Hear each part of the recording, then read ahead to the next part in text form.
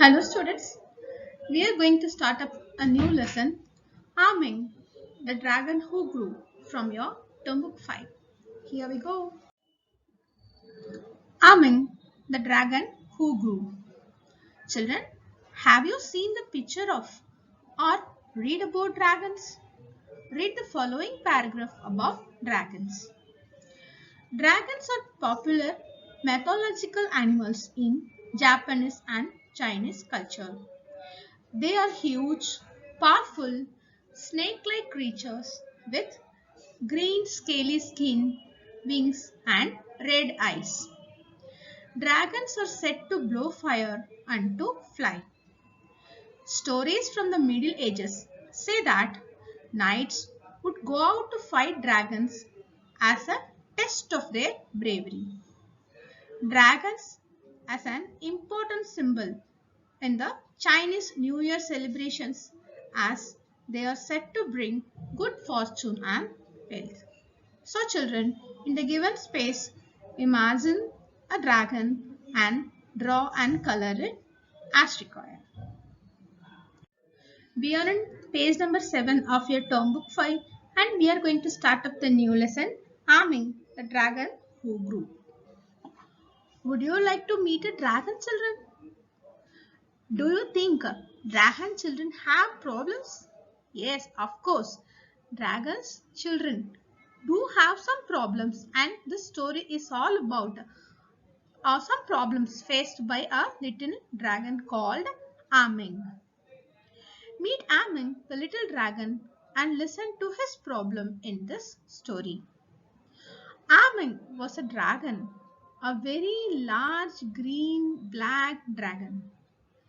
When he breathed, he puffed out a lot of smoke as if he had a great fire inside him.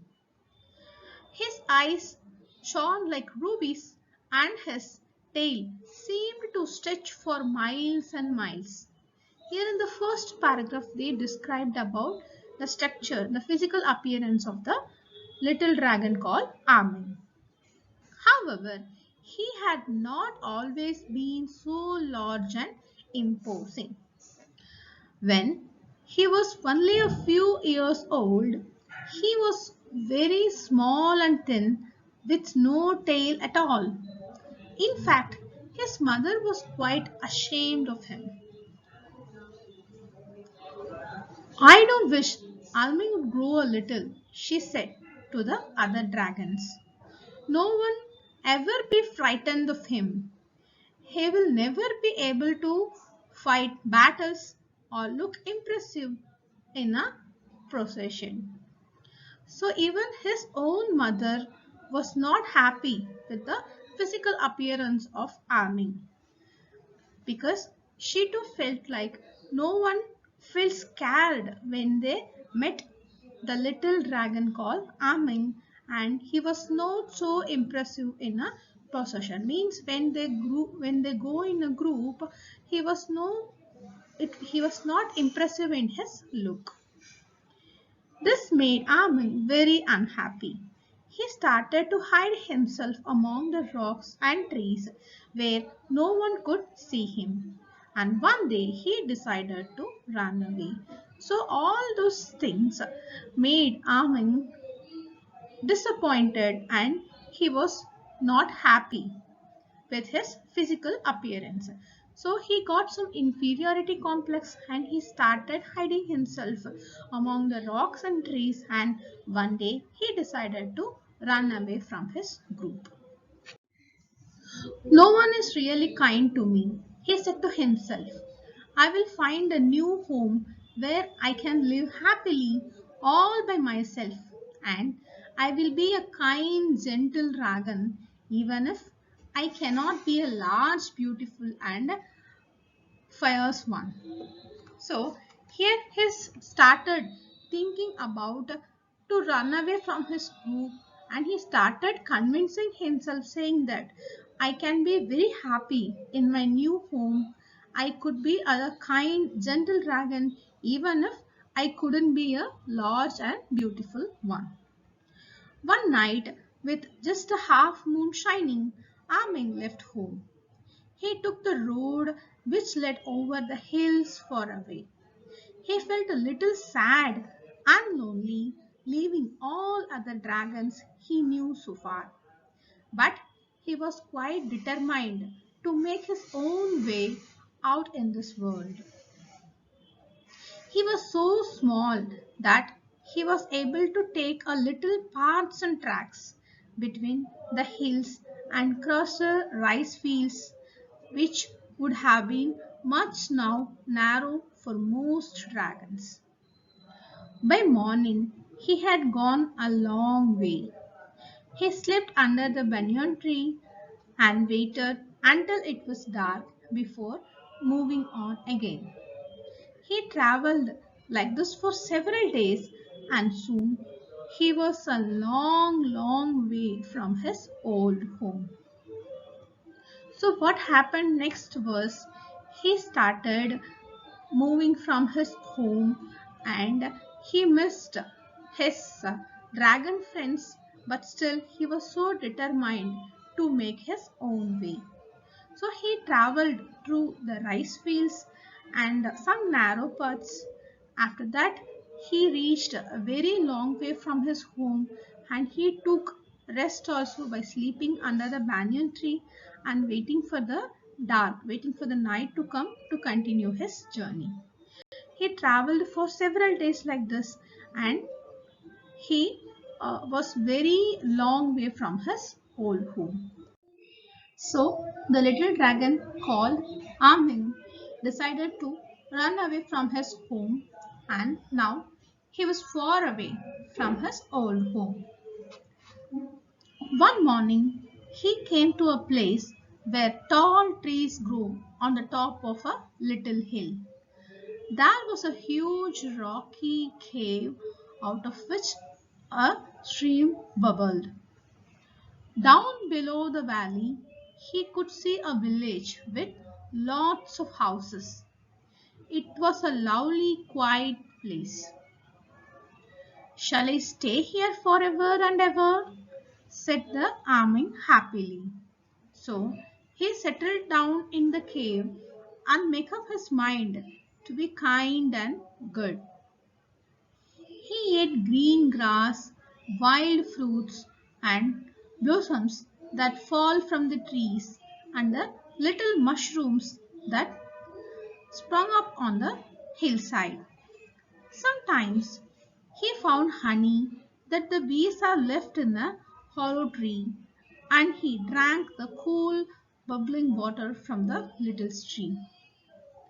Weeks went by, and Amin felt very peaceful. No one came to disturb him.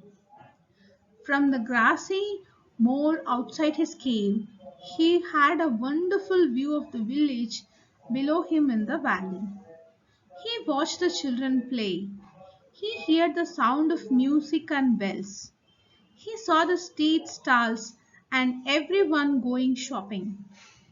He watched the carts, wagons, and rickshaws moving along the road.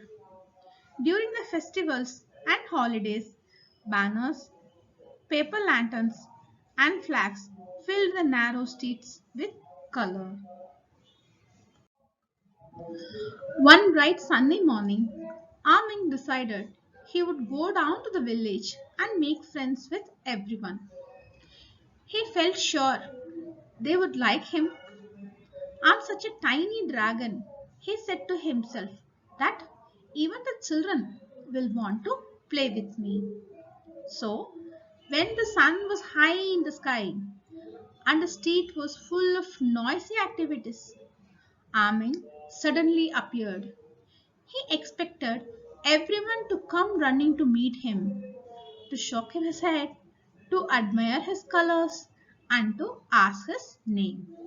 Instead, there was a most terrible confusion.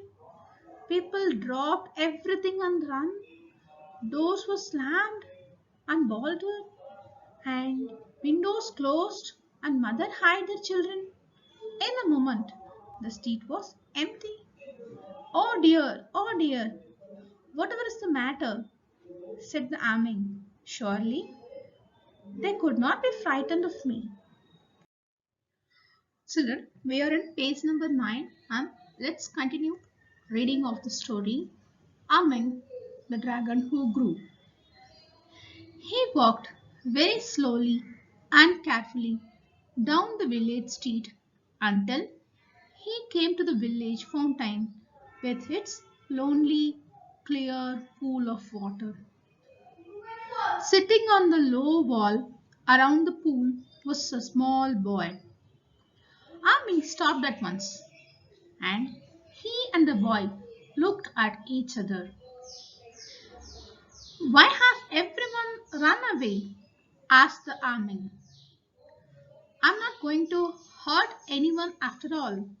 I'm just a very tiny dragon. Really? Said the little boy in surprise.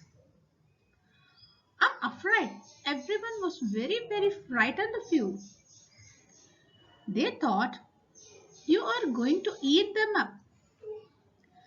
I nearly ran away myself, but my grandfather had been telling me such wonderful old stories about dragons. I thought I would stay and see what you really look like. How very large you are. Large? Said Amin in astonishment. Me? He shook his head. Why?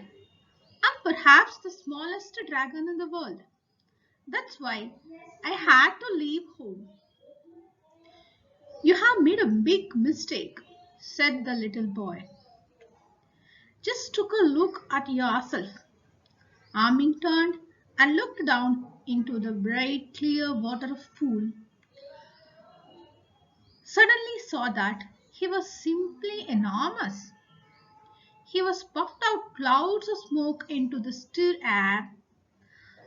His tail stretched out behind him, his neck curved high, his eyes glittered like jewels. Oh dear, said Amin. What has happened to me?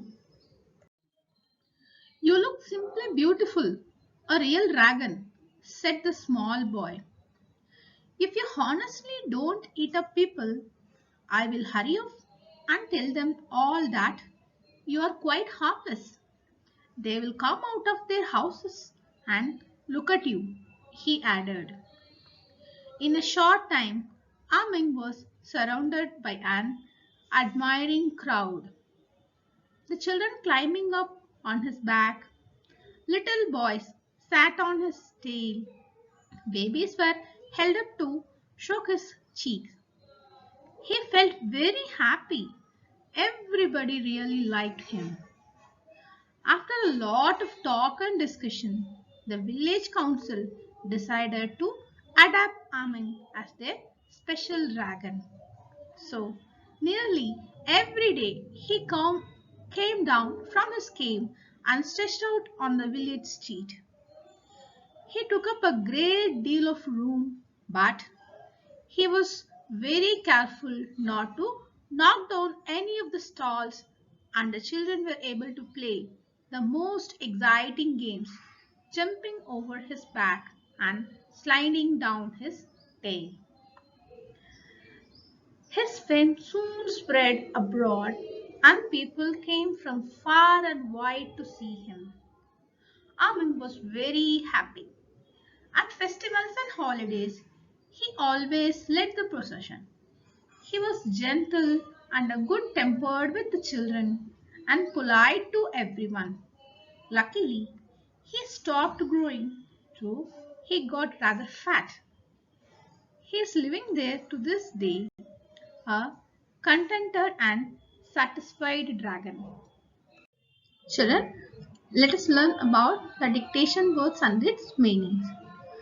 Scaly skin, development of cracks in the skin. Rubies, kind of stone. Shone, past tense of shine. Imposing, impressive in appearance.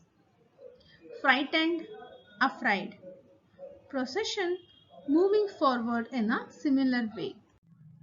Let's continue learning the dictation words and the meaning. Gentle, kind, fierce and domesticated. Determined, purposeful. Paths, route. Tracks, pathway, travel, journey or tour. So let us know about dictation words and their meanings. Expect, await, admire, praise. Terrible, horrible, confusion, uncertain, slammed, close with a bang or something which is being done forcefully, bolted, locked using a bolt or a tool. Let me explain you the dictation words and meanings. Astonishment, great surprise, enormous, very large in size, puffing out, sending out small clouds of smoke, adopt, to sponsor the care of someone, fame, the condition of being known, contented, pleased, and satisfied, fulfilled.